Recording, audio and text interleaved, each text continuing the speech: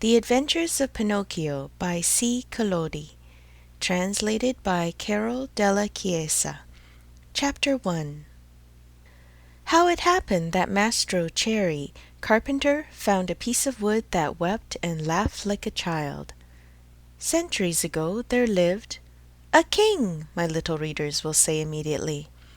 No, children, you are mistaken. Once upon a time there was a piece of wood. It was not an expensive piece of wood. Far from it.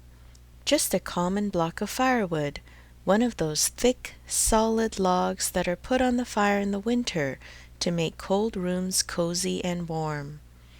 I do not know how this really happened, yet the fact remains that one fine day this piece of wood found itself in the shop of an old carpenter.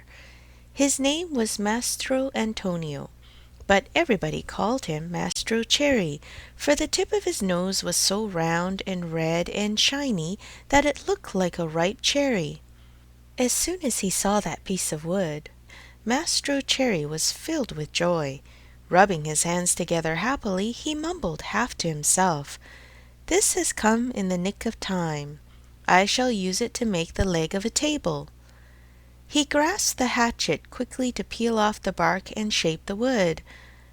But as he was about to give it the first blow, he stood still with arm uplifted, for he had heard a wee little voice say in a beseeching tone, "Please be careful. Do not hit me so hard." With a look of surprise shone on Mastro Cherry's face, his funny face became funnier still. He turned frightened eyes about the room to find out where that wee little voice had come from, and he saw no one. He looked under the bench, no one. He peeped inside the closet, no one. He searched among the shavings, no one. He opened the door to look up and down the street, and still no one. "Oh, I see," he said, laughing and scratching his wig. "It can easily be seen that I only thought I heard the tiny voice say the words. Well, well, to work once more." He struck a most solemn blow upon the piece of wood. "Oh, oh, you hurt!" cried the same faraway little voice. Mastro Cherry grew dumb. His eyes popped out of his head, his mouth wide open, and his tongue hung down on his chin. As soon as he regained the use of his senses, he said, trembling and stuttering from fright, "Where did that voice come from, when there is no one around?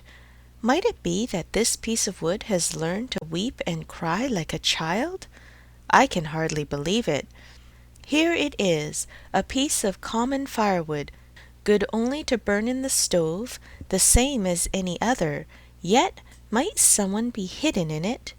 If so, the worse for him. I'll fix him." With these words he grabbed the log with both hands and started to knock it about unmercifully. He threw it to the floor, against the walls of the room, and even up to the ceiling. He listened for the tiny voice to moan and cry. He waited 2 minutes, nothing. 5 minutes, nothing. 10 minutes, nothing.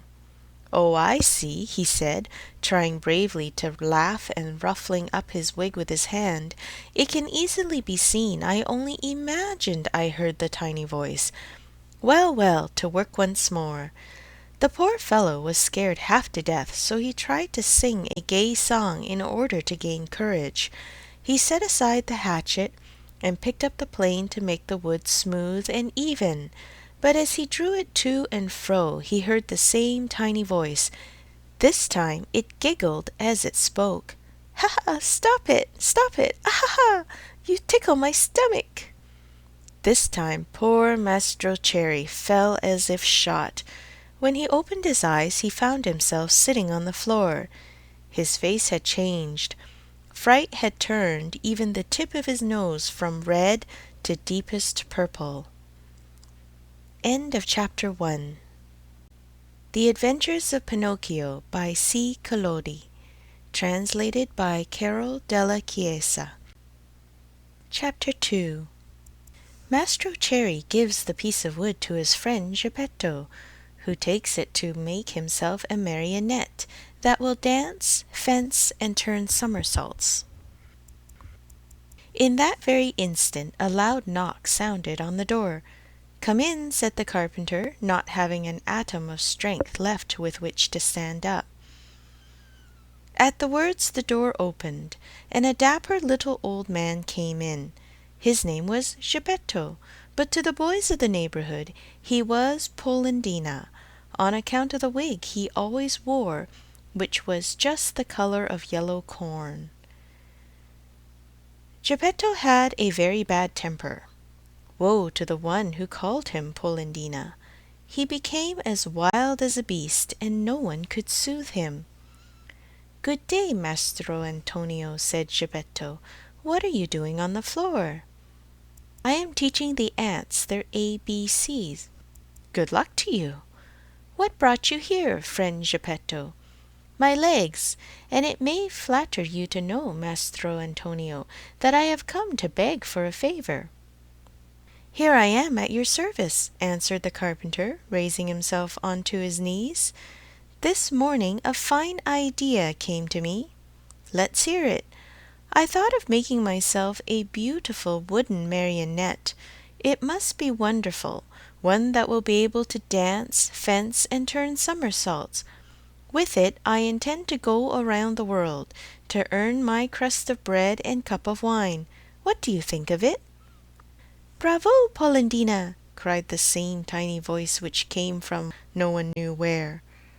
On hearing himself called Polendina, Mastro Geppetto turned the color of a red pepper, and facing the carpenter said to him angrily, "Why do you insult me?"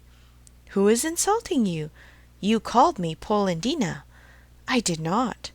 "I suppose you think I did, yet I know it was you." "No, yes, no, yes," and growing angrier each moment, they went from words to blows, and finally began to scratch and bite and slap each other. When the fight was over, Mastro Antonio had Geppetto's yellow wig in his hands, and Geppetto found the carpenter's curly wig in his mouth. "Give me back my wig!" shouted Mastro Antonio in a surly voice. "You return mine, and we'll be friends." The two little old men, each with his own wig back on his own head, shook hands and swore to be friends for the rest of their lives. "Well then, Mastro Geppetto," said the carpenter, to show he bore him no ill will, "what is it you want?" "I want a piece of wood to make a marionette. Will you give it to me?" Mastro Antonio, very glad indeed, went immediately to his bench to get the piece of wood which had frightened him so much. But as he was about to give it to his friend, with a violent jerk it slipped out of his hands and hit against poor Geppetto's thin legs.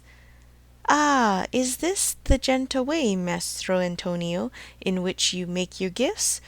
You have made me almost lame. I swear to you I did not do it.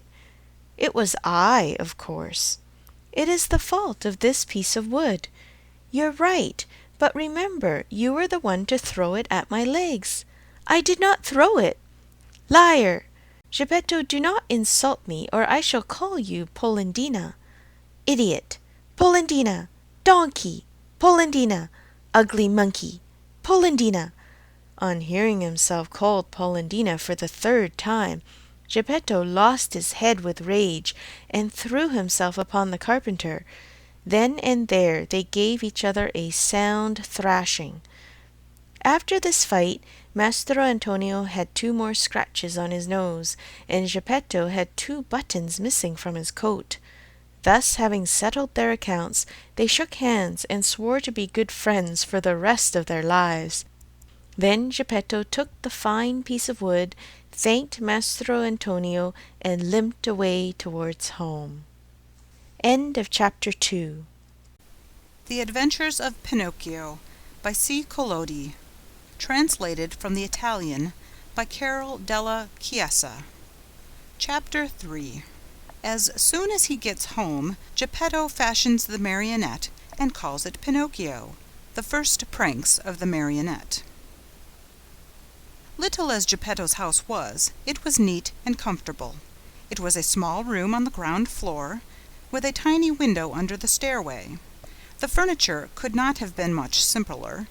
A very old chair, a rickety old bed, and a tumble-down table.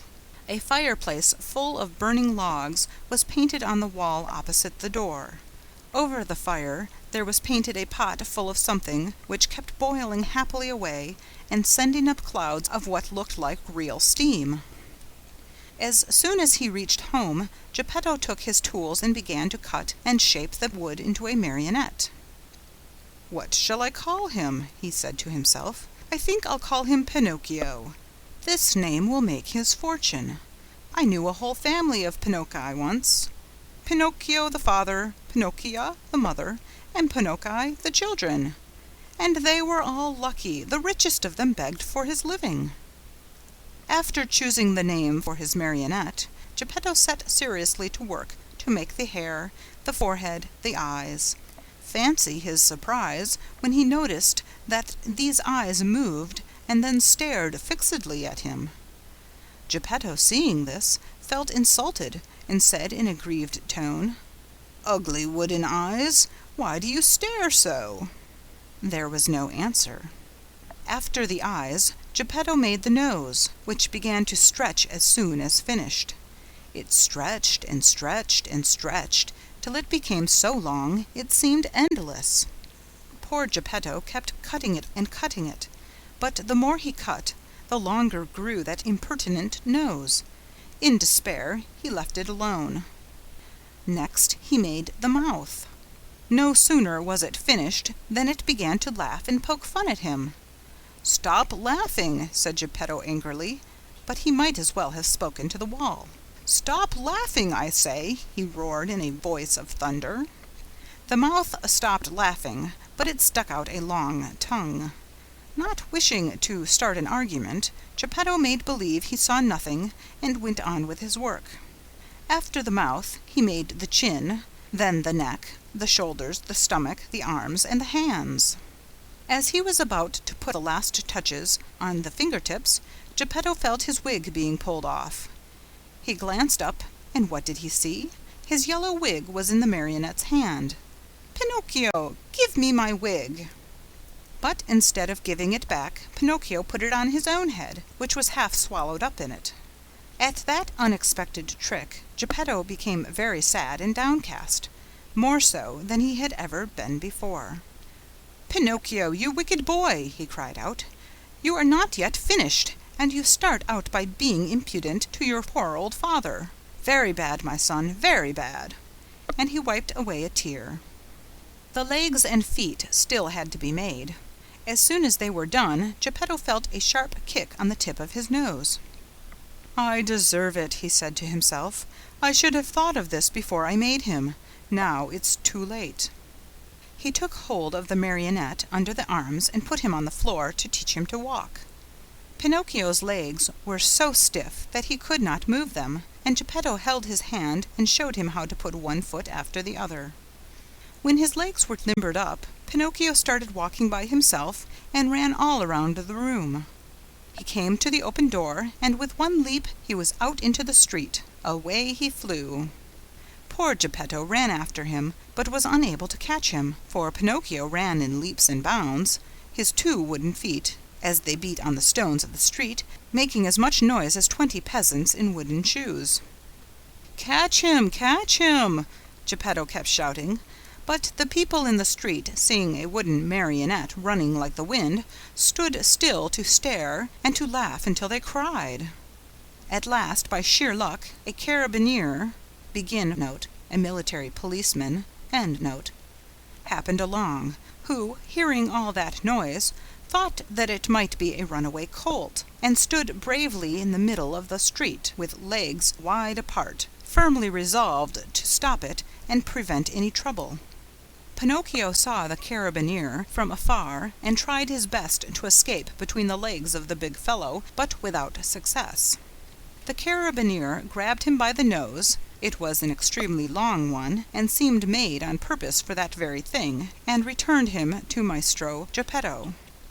The little old man wanted to pull Pinocchio's ears. Think how he felt when, upon searching for them, he discovered that he had forgotten to make them.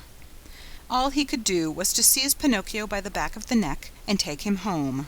As he was doing so, he shook him 2 or 3 times and said to him angrily, "We're going home now. When we get home, then we'll settle this matter." Pinocchio, on hearing this, threw himself on the ground and refused to take another step. One person after another gathered around the two. Some said one thing, some another. "Poor Marionette," called out a man. "I am not surprised he doesn't want to go home. Geppetto, no doubt, will beat him unmercifully. He is so mean and cruel."